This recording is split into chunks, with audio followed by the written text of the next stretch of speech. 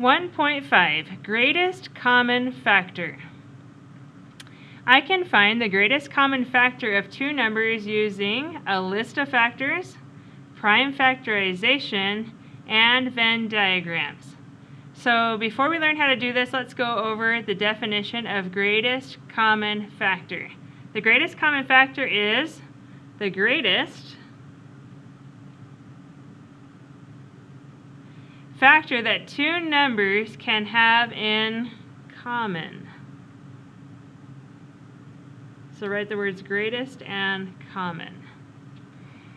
So if we're talking about the factors of 18 and 24, and we want to find the greatest common factors of 18 and 24, we can first list all the factors of 18. Okay, so I know that 1 times 18 is 18. 2 times 9 is 18. 3 times 6 is 18. There's nothing times 4 or 5 that equals 18. So my factors of 18 are 1, 2, 3, 6, 9, and 18. Then I do the factors of 24. Once again, I always start with 1. I say, what times 1 equals 24? Well, 1 times 24. What times 2 equals 24? 2 times 12. What times 3 equals 24? 3 times 8 is 24.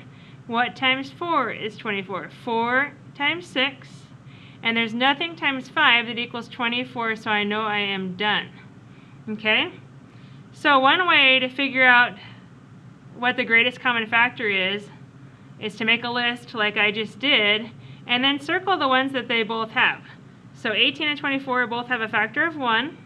They both have a factor of 2. They both have a factor of 3, and they both have a factor of 6. So I listed all the factors. There's no other ones that they have in common. So what's the biggest number that they both have in common? 6. So the GCF, or greatest common factor, then is 6.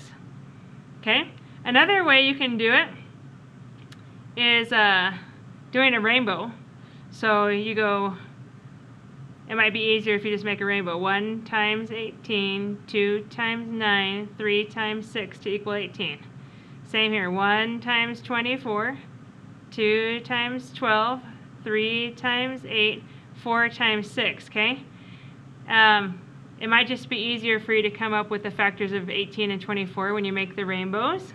But once again, you look at after you've made the rainbows, what is the biggest number that they both have? And once again, you're going to see that the biggest number that both of them have is 6. So the GCF equals 6. The biggest number they have in common is 6. So the GCF is 6. In advanced math, we factor big numbers. And it works better to find the GCF, or the greatest common factor, by prime factorization, which is what we went over the last couple of days. And once again, how we do that, you have to come up with two numbers for 18. Two numbers that, when you multiply them together, equal 18. So 2 times 9 equals 18. 2 is prime, because there's nothing besides 1 in itself that multiply to be 2. 9 is not, so I keep factoring 9. I know that 3 times 3 is 9. The only factors of 3 are 3 and 1, so they are prime. Once they're all circled, they're all prime, then I make a factor summary starting with the smallest number. 2 times 3, how many 3's are there? There are 2 of them, so it's 3 squared, or 3 to the second power. So 2 times 3 squared should equal 18 if you did it right. So let's check that out. 3 squared is 3 times 3, which is 9. 9 times 2 is 18, so we know we did it right. Let's go ahead and try 24. So two numbers that I know that multiply to be 24 are 2 times 12. 2 is prime, 12 is not. It can still be factored. Two factors, when you multiply them together to be 12, are 3 and 4. 3 times 4 is 12. 3 is prime. 4 can still be factored. What can 4 be factored into? 2 times 2. Once again, I circle every prime number, and then I make a factor summary at the end, starting with the smallest number. So the smallest number is 2. But how many of them are there? There's 1, 2, 3 of them. So it's 2 to the third power, or 2 cubed, and we're multiplying it by 3. And 2 cubed times 3 should equal 24. Let's try it. 2 times 2 times 2. Well, 2 times 2 is 4, times 2 is 8, and 8 times 3 is 24, so I know I did it correctly. Okay, next, creating a Venn diagram.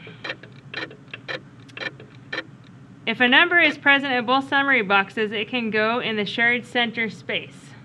So a lot of times we make Venn diagrams in language arts or in other places. The Venn diagram looks like this. You make 2 circles. This is the shared space, okay? This is number 18, this is 24, which, if we look back at these, what numbers do they have in common? Well, they both have 1, 2, so I can cross out 1, 2, and put that in the center.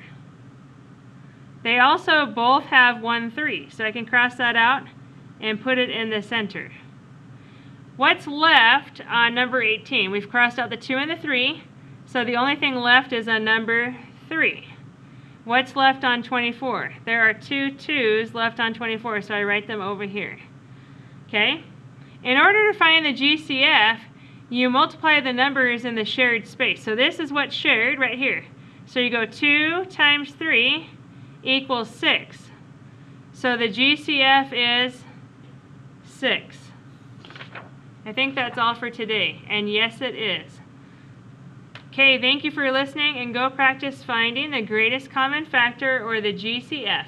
Come get this checked off from me. Thank you so much.